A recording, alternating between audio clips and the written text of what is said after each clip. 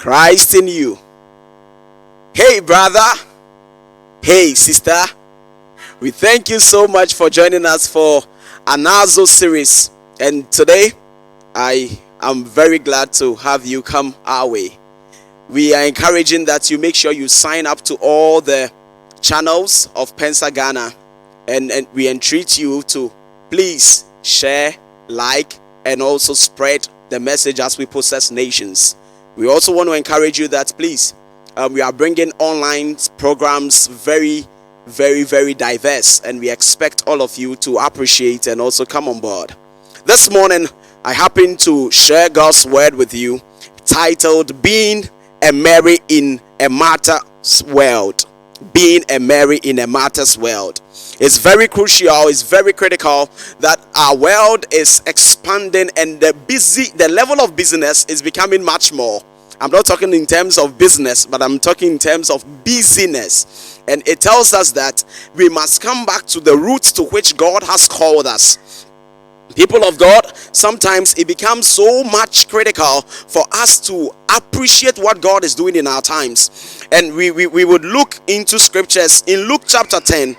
In Luke chapter 10 verse 38. I'm reading from Luke chapter 10 verse 38 to 42. Luke chapter 10 verse 38, it says, "And as Jesus and his disciples were on their way, he came to a village where a woman named Martha opened her home to him. She had a sister called Mary, who sat at the Lord's feet listening to what he said. It says, But Martha was distracted by all the preparation that had to be made.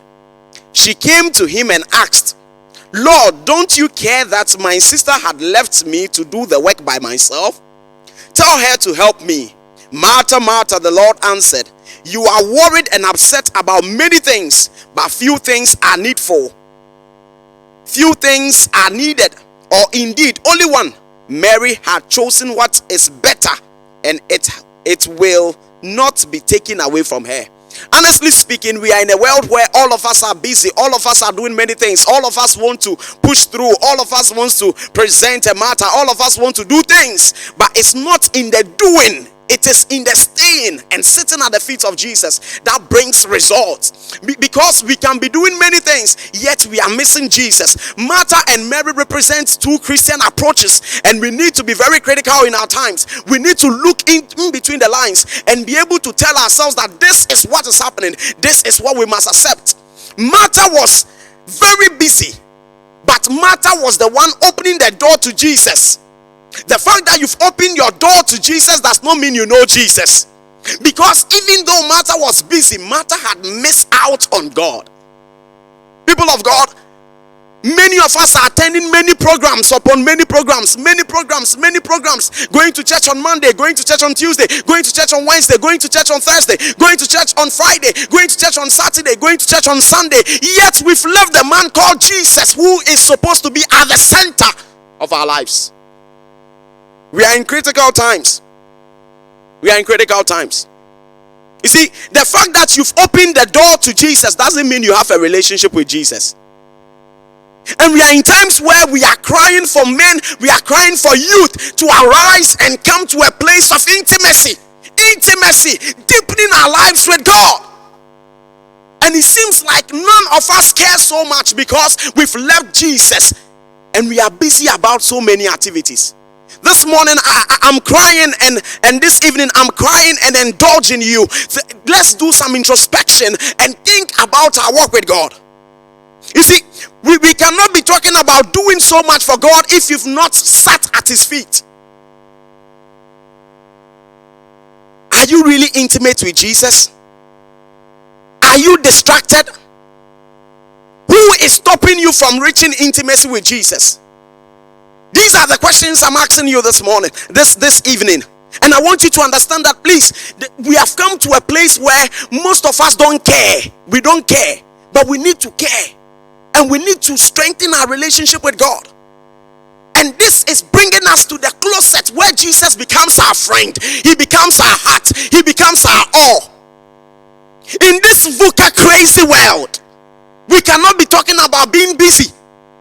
You see, when I mentioned VUCA, I'm trying to say the VUCA, which V means volatile, U means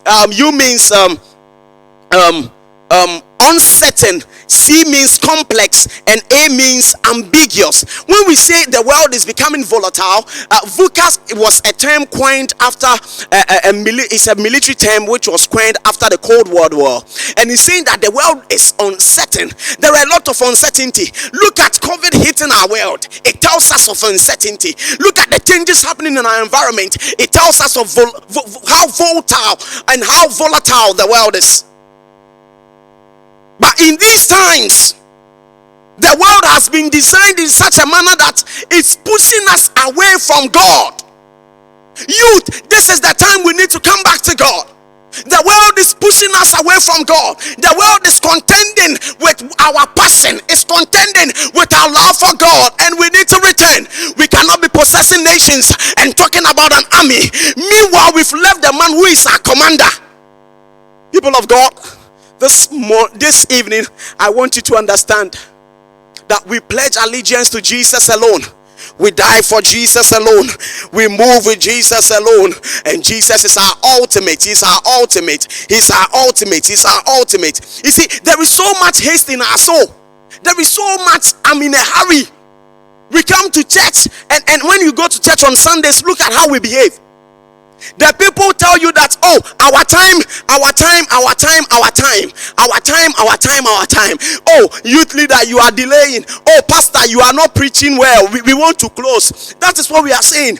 We want to close. We want to go. We want to go. But when we close service, you will see the same youth standing out there taking pictures upon pictures, and it takes sometimes 2 hours for you to see a youth taking a picture. Meanwhile, our love for God, the things that will make us, the things that will build us, the things that will change us, the things that will cleanse us, we've left them alone. This evening, I came to sound an alarm and call some youth to come forth. We are not tired. We cannot be talking about being the future leaders of the church and the heart of the fathers are not our heart. No. You see, we are so much busy. We are running away. We are going away. We are doing this. We are doing that. All in the name of we want it early. And it tells us that we are rushing to the grave. We are too busy. We are too busy. Slow down. We are too busy. Youth, let's slow down. Youth, let's slow down. Youth, let's slow down. Let's slow down and wait and listen to the master. You see, Eugene Peterson said something, and I think this is a quote I really need to read to us. He says, we live in a society that tries to diminish us to the level of the ant heap, so that we scurry mindlessly getting and consuming. He says it is essential to take a counteraction. Every one of us needs to be stretched to the life at our best, awakened out of a dull moral habit, shaken out of the petty and trivial busy work. We need to let go, and this is a battle we are fighting. This is a battle all of us must fight to push back the act of we being too busy in the presence of God. Check your life. We do so many works in a day. Someone will go to work from 5 a.m. He will be able to go to work at 5 a.m., come back 5 p.m. and has not even had quiet time. Meanwhile, we are talking about the youth being grounded to possess the nations. We are talking about the youth being holistically built. We cannot deny ourselves of what needs to be done and expect God to come through for us. You see, the fact that we are too busy doesn't necessarily mean we are growing. No, the fact that we are busy does not mean we are growing. The fact that we are busy does not mean growth. You see, growth is change, but not all change is growth. Yes, I'm getting a salary of 3,000, but I am at the expense of getting my salary. I don't know Jesus. Then what's the essence? What's the essence? What's the essence of life if we cannot know our God? What's the essence of life if you've not built capacity to hold God? When we are talking about intimacy, we are talking about love life being rekindled. Intimacy is about deepening our lives. Distance from God is a frightening thing, and all of us must work our lives to check it. Don't be too distant from God, please. Don't be too distant from God, youth. Don't be too distant from God. Don't be too distant from God. God will never adjust his agenda to fit ours. No. We need to rather come close. He will not speed his pace to catch up on us. We must slow down our pace in order to recover our walk with God. How busy people are living around. And when we go to Accra, we have people who leave work 4 a.m. and still come back late in the evening. They don't even have time for prayer.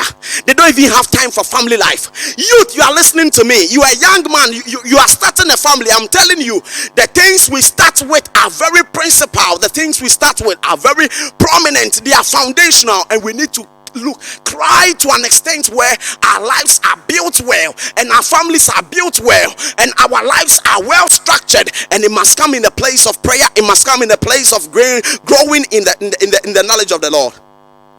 The world is no friend of grace, so the world cannot help us. The world cannot help us. No. The world can never help us. Everything around us is designed to take us away from God. Why don't we put structures in place to come back to God? This evening, I just came to tell you that we can be Martha and you can also be a Mary. The question is, you must choose it. Are you a Martha or you a Mary? Are you a Martha or you a Mary? The world can be very crucial. Things can be very busy, but you need to choose one. Be a Martha. Don't be a Mary and not a Martha. In a Martha world, we can still choose to sit at the feet of Jesus. Some of us started on a good note. You started by praying. You started by having your quiet time. But over a period, you stopped because the busyness of this world has swallowed your precious values. I came to announce to you this evening that let's realign and reshape our thinking. Let's come to the place where we fall in balances and in love with Jesus. This evening, I tell you that, look, intimacy is never automatic. It's never quick, neither is it easy. It is something you must cultivate over and over. I tell you, I wake up 4 a.m. I pray till 5:10 every day, and sometimes it's not easy. Getting up from my bed is not easy. I pray intermittently during the day. I pray at 6, I pray at 9, I pray at 12, I pray at 3, I pray at 6, I pray at 9 o'clock, and that's how cyclical the chain has been. Who told you it's easy? It's never easy. But when you come to God, grace will abound. When you come to God, he will make sure that things you invest would bring forth result at its appointed time. I came to announce to some youth around that this is the crucial time. This is the moment where we need to build capacity. We cannot be talking about being possessors of nations if our life is not in sync with God. Youth, arise and shine. Make sure you are shining. Don't be the dim person among the lights that is shining across. May the Lord bless Pensa Ghana. May the Lord bless the youth ministry. May the Lord strengthen us and cause us to be indeed possessors of nations. Stay blessed and stay tuned with us. We will bring many programs your way again, and we love to have you all the time. God bless you all.